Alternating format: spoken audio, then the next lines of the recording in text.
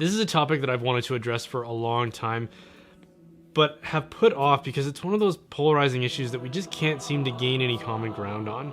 And like most polarized issues, it features, in this case, two factions that seem to just be talking over each other and are completely insulated from each other. So I've read and listened to people who are completely and utterly against anything Harry Potter, but have often found myself disappointed by hints and signs that these same critics are quite unfamiliar with the stories. They haven't read them or they haven't watched the movies. And then I've heard from people who have a special enthusiasm in favor of these books and these stories, who at the same time tend to gloss over or ignore the very legitimate concerns that could be offered from the other side. And now more recently, I came across a headline that said that a Catholic priest had removed all the Harry Potter books from his school's library over concerns that the books can lead children into supernatural dimensions of evil. And naturally, as you would expect, this led to an eruption of online debates between the two committed factions, and it seems like not a lot was accomplished through that.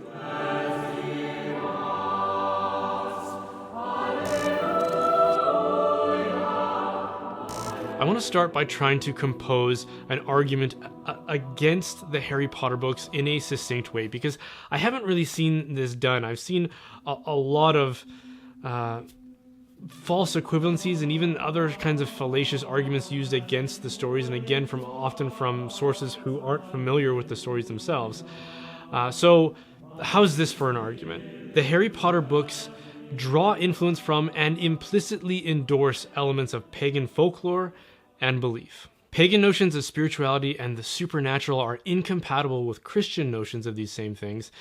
And Psalm 96, depending on your translation, says something like, "The gods of other nations are demons." And St. Athanasius said, describing pagan idol worship, that these were instances in which demons took their abode in rivers and trees and stones and deceived the people that they were gods. Therefore, the Harry Potter stories employ a similar demonic deception by portraying these pagan superstitions in a positive way. So if you agree that this is a good argument against the Harry Potter stories, then let's scrutinize it from a Catholic perspective to see if it holds up. I'd want to start out by pointing out that Catholics are part of a tradition of continuity, which means that in the history of the Church, there has been an endless stream of controversies and questions that the Church has had to try to resolve. And in the earliest days, there was this collision between the Church and the pagan world of the Roman Empire, which forced the Church to confront this question of the validity and usefulness of pagan literature.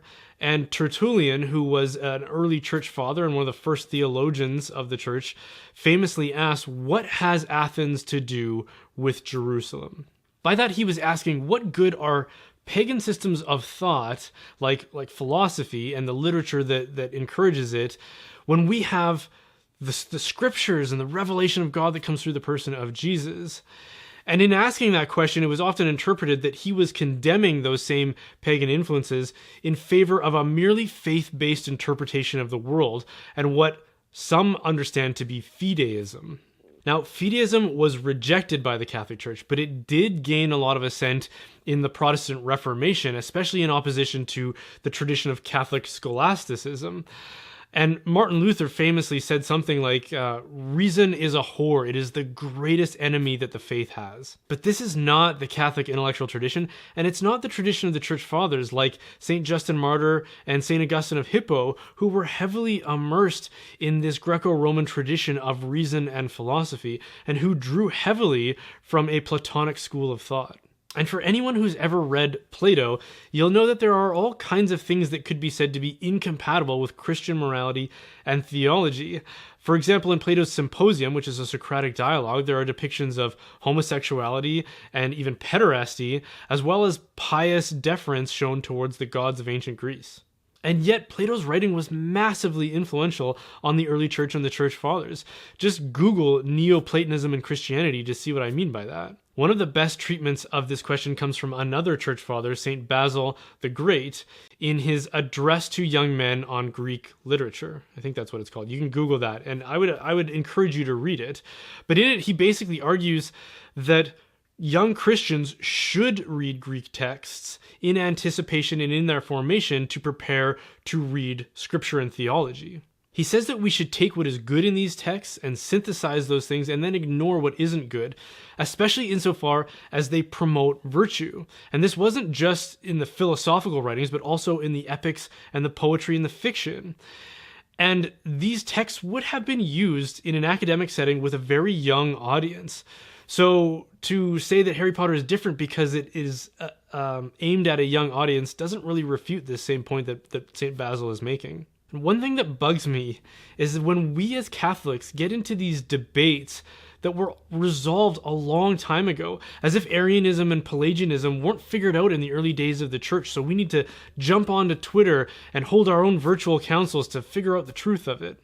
Previous councils and theologians resolved these questions so that we don't have to perpetually debate them. And if pagan literature was good enough for St. Augustine and St. Justin Martyr and St. Basil, then we shouldn't treat it like some kind of cursed object that to even get close to it would risk demonic possession. Now, all of that isn't to say that there aren't problematic ideas and themes in the Harry Potter books if taken seriously, but St. Basil acknowledges the same problems exist in Greek literature, so that we should be shrewd and selective in how we allow it to inspire our sense of virtue and truth. And in the case of the Harry Potter books, there is a lot of exposition of virtue. Lessons in prudence and justice and fortitude and temperance are on full display just as they are in ancient Greek poems and epics. And I know that people in favor of the Harry Potter stories constantly cart out this same argument, so forgive me if this is well rehearsed, but I think that there's a strong point to be made in the fact that the influences on the Lord of the Rings were very pagan. Tolkien was a devout Catholic, but he was constantly immersed in pagan mythology, which was massively influential in the telling of his own story. And yes, the magic in the Harry Potter books is quite a different creature from the magic in the Lord of the Rings books, but that doesn't negate the pagan influence in the latter story. Characters like Sauron, Gandalf, and Saruman are basically pagan gods. They're part of a pantheon of beings of an essentially pagan cosmology. So if we want to treat everything with a pagan influence as merely demonic and irredeemable, then we can't have our Middle-earth and eat it too. In closing, I want to come back to that story about the priest who banned the Harry Potter books from his school library. Because even though I think that a person can and even should read the Harry Potter books for the good that they offer, I do still think that there can be instances in which a person should refuse to do so or restrict those in their care from doing so. Like if I thought that my kids were having a tough time discerning the good lessons that could be gleaned from those books, or if I thought that the potentially bad influences that could exist there were taking root in their character, then yeah, I might ban those books from my house. But the problem with news coverage like this is that we who are far removed from this situation don't know anything about the local context of it.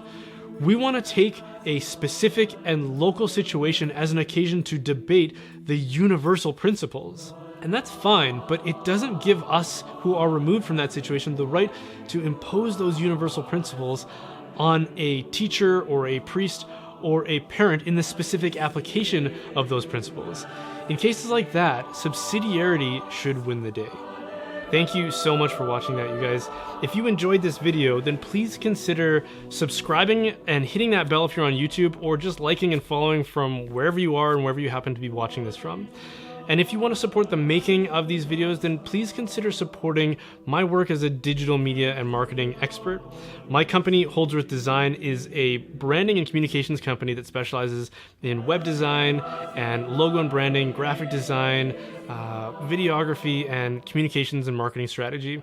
So if you know of a parish or a diocese or a business or a ministry that needs help in those areas, then please send them our way, and I'm sure that we can probably help them out. And be sure to check out the website, which is holdsworthdesign.com.